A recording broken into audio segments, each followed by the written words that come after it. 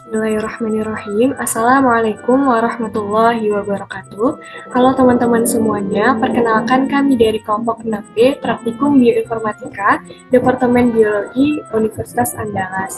Ya, di sini kami akan menjelaskan terkait tata cara penggunaan website Uniprot. Website Uniprot digunakan untuk melihat database urutan protein beserta informasi-informasi fungsional yang dapat kita akses secara bebas. Sebelum masuk ke penjelasannya, saya akan memperkenalkan anggota dari kelompok 6B. Yang pertama ada saya sendiri, Indra Lestari dengan BP 2110427002. Lalu ada rekan saya. Perkenalkan, saya Khairan Nisa dengan BP 2110422034. Saya sendiri, Sandrella Dunia dengan BP 2110421030. Saya Yola Artisyakiani dengan nomor BP 2110422020.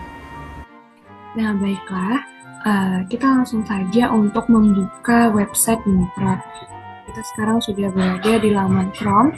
Kita ketikkan saja di search bar-nya dengan .org.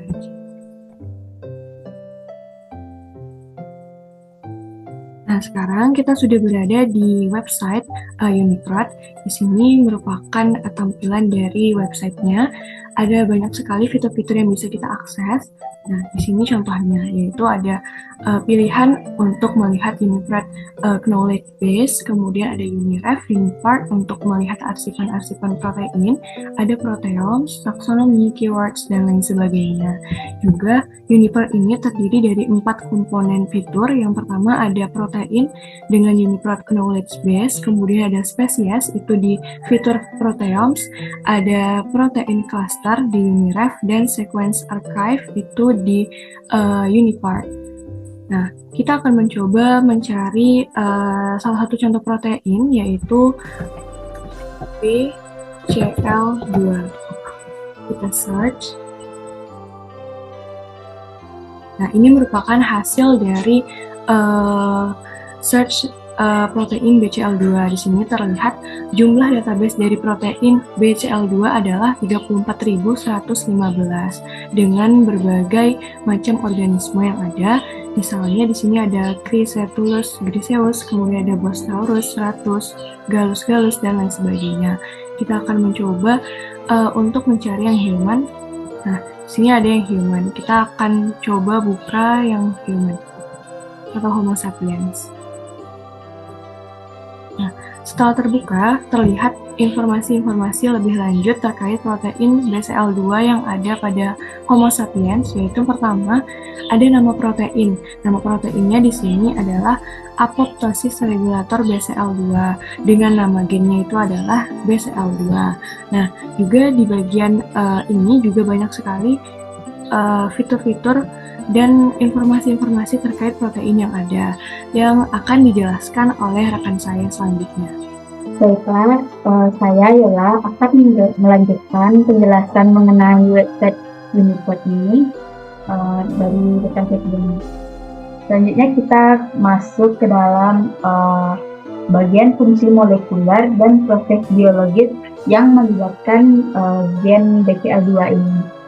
Ini seperti yang dilihat pada layar, itu terdapat banyak sekali gen ini terlibat dalam fungsi molekuler. Contohnya seperti DNA binding, transcription factor binding, identical protein binding, yaitu sebagai pengidentifikasi protein, terus juga sebagai terlibat dalam aktivitas molekular adaptor, terlibat dalam proses protease, dan masih banyak lagi. Ini juga terdapat fungsinya di yang tulisan yang miring-miring ini. Terus di bagian sini itu bisa kita ganti juga menjadi misalnya gen ini kan ada terdapat di dalam spesies lain juga. Contohnya pada Drosophila, pada tikus, pada tumbuhan, jamur, dan masih banyak lagi. Kita ganti, tapi untuk sekarang kita menggunakan yang generik ini. Terus juga dalam proses biologinya itu juga lumayan banyak yang melibatkan gen BCL2 ini.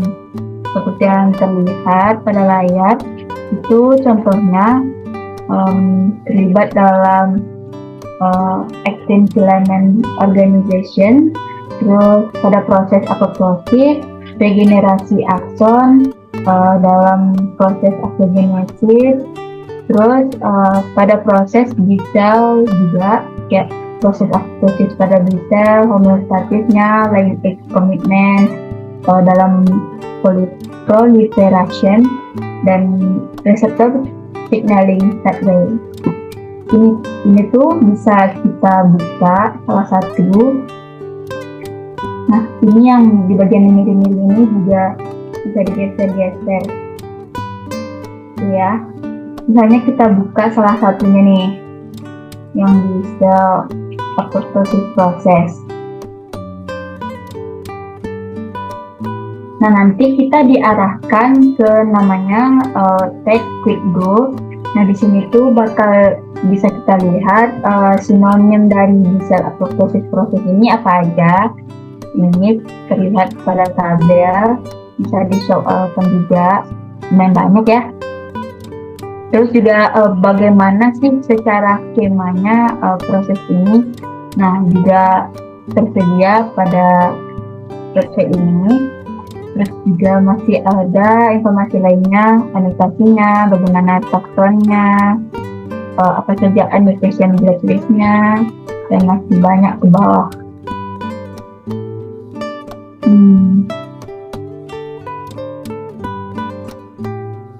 Terus di sini juga ada yang tag-tagnya juga, itu supaya kita lebih memudahkan dalam pencarian fungsi dari gen BCL2 ini. Juga ada tagway-nya yang bagian enzim ini, terus juga ada reaktom, terus protein family dan group database juga tersedia di sini. Oke, mungkin cukup sekian penjelasan dari saya, dilanjutkan oleh rekan saya selanjutnya. Terima kasih. Baik, saya Khaira. Di sini saya akan melanjutkan penjelasan tentang website UniProt mengenai struktur 3D dan penyakit yang berkaitan dengan protein ini, yaitu protein apoptosis regulator dengan gen BCL2. Nah, di samping kiri terdapat beberapa fitur yang menjelaskan tentang protein ini. Dapat kita klik satu-satu. Untuk melihat struktur 3D, kita klik di struktur. Nah, langsung terlihat ini merupakan struktur 3D dari protein apoptosis regulator. Nah, untuk melihat penyakit yang berkaitan dengan protein ini, dapat kita klik di disease dan varian. Nah, di sini tertulis bahwa tidak ada penyakit yang berkaitan. Namun, ada catatan bahwa penyimpangan kromosom yang melibatkan BCL2 ini telah ditemukan pada leukemia limfatik kronis, di mana mutasi BCL2 ini ditemukan pada limfoma non-Hodgkin yang membawa translokasi kromosom yang dapat dikaitkan dengan mekanisme hipermutasi somatik yang mengakibatkan transisi nukleotida. Mungkin itu saja penjelasan dari saya, dikembalikan kepada moderator. Baik, terima kasih moderator. Selanjutnya kita akan melihat lokasi dari protein di dalam sel. Nah, kita langsung saja ke bagian kiri ini. Sekarang kita lagi ada di function. Kita langsung pilih yang subcellular location. Nah, ini dia. Di sini terdapat mitokondria, nukleus, endoplasma, dan sitoplasma. Nah, kita bisa arahkan kursor kita untuk bagian sini, berarti itu sitoplasma. Kemudian di bagian sini, berarti itu adalah retikulum endoplasma. Kemudian di bagian yang ini, yang biru ini, itu adalah nukleus membran. Dan terakhir, di bagian sini itu adalah mitokondria ultramembran. Nah, selanjutnya kita akan melihat target obat dari suatu penyakit di protein ini. Kita scroll ke bawah. Nah, kita sekarang di disease variance. Scroll lagi ke bawah. Nah, jadi nanti akan temukan bagian chemistry ini, dan di sini ada drug bank. Jadi drug bank ini itu juga merupakan website yang berisikan informasi atau target dari suatu obat. Di sini terdapat beberapa kode. Kita pencet more. Nah, akan didapatkan lebih banyak lagi. Jadi di sini diantaranya itu ada AN9, Apopton, dan lain-lain. Nah, di sini ada ibuprofen yang sering terdengar. Kita buka salah satu contohnya, ibuprofen aja, diklik, dan nanti akan langsung terhubung ke website drug bank. Nah, jadi di sini terdapat summary, brand names, background dari ibuprofen, tipe, dan lain-lainnya. Kemudian kita scroll ke bawah. Sini banyak informasi ya mengenai ibuprofen. Nah, ini dia targetnya.